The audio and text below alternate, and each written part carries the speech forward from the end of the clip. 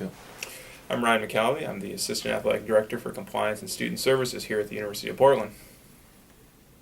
A couple things that I was hoping that you could go over for our international student athletes who are interested in coming to University of Portland. Uh, your job is to deal directly with the NCAA and make sure that the athletes that we're looking for are able to be certified by the NCAA, which they would have to be to go to any school. But you are specifically here to help us at University of Portland. Could you talk about a little bit about just the two parts of the process with regard to the academic part and then also the amateurism part? Certainly, every every student athlete upon coming to compete at an NCAA institution has to register with the NCAA Eligibility Center.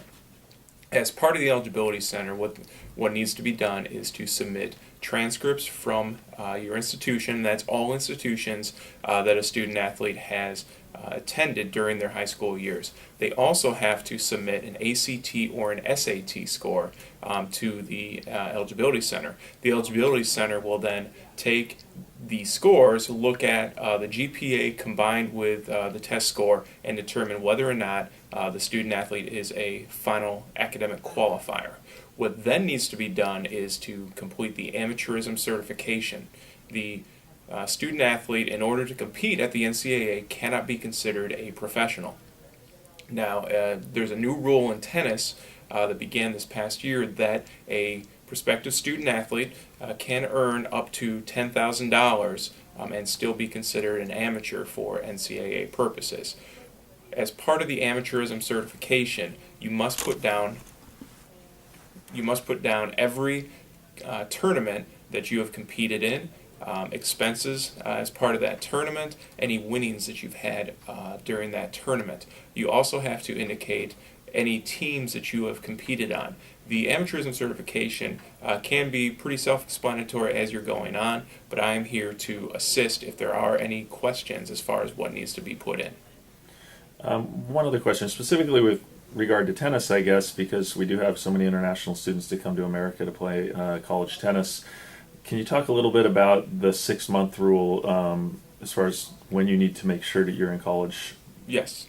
The NCAA rule for men's and women's tennis is that you have 6 months after graduation, and then the first time to enroll at a collegiate institution that you can compete and not endanger any eligibility. After that 6 months after your first opportunity to enroll in a college, if you compete even in just one match in an outside tournament, then you have lost a year of eligibility upon enrollment at a collegiate institution, and you have to sit out that year, and you do not get that year back. So if you graduate in June, your first opportunity to enroll at a collegiate institution would be August or September. If you do not enroll at that time, then there are 6 months from that period that you can compete. Once that 6-month period is up, you cannot compete in any outside competitions, or else you will lose a year of eligibility and have to sit out a year upon enrolling at a collegiate institution. And just last question with regard to transfer students, international transfer students. I think there's confusion there in that it is allowable to be going to a school in Europe or Australia, a university, and also being able to transfer then to a college in the United States without penalty, or how does that work? That is correct. You can compete. You can transfer and compete immediately without penalty. And in fact, while you are enrolled full time at a collegiate institution, be it in Europe, South America, Australia, wherever, it is permissible to compete in outside competitions as long as you are, again, enrolled full time. When you transfer, then it is possible for you to compete immediately upon enrollment at the University of Portland or any American institution. However, you need to make sure that you are making the proper academic